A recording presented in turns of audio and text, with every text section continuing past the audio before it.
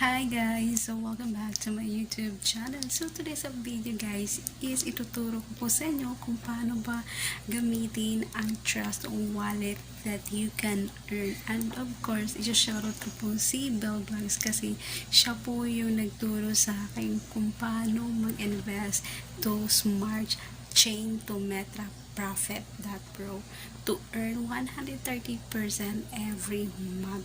So, malaking bagay din po yun. So, kung may hili po kayo mag-invest with a Bitcoins, well, you can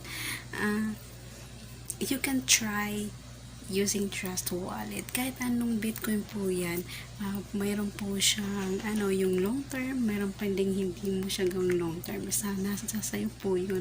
Kung maganda yung market, din withdraw. Kung mababa, hayaan mo siya. As long as yung pera mo dun is lumalaki, withdraw mo na kasi ang market kasi ng mga Bitcoins is tumataas at bumababa.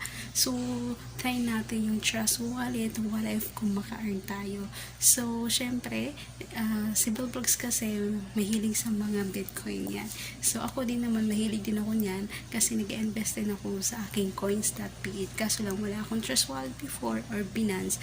So, nagpaturo ako kay Bell Vlogs kung paano gamitin ang Trust Wallet. So, keep on watching po and follow my video kung paano siya step by step tutorial kung paano po mag-swap into BNB to Smart Chain. So, ganun lang po kasimple at keep on watching guys. So, hanggang dito and hanggang dulo panoorin nyo po. So, just try. Wala naman pong mawawala. Din katumbas po to ng 1,000 investment. If you wanted lang, kung mahilig ka sa mga Bitcoin, try. Wala naman mawawala po sa inyo. At saka mismo ikaw po ang hawak, hindi po ibang tao. So, hindi to siya masasabi mong fraud or scam kasi ikaw mismo ang mahawak ng account mo. Okay? So, keep on watching guys.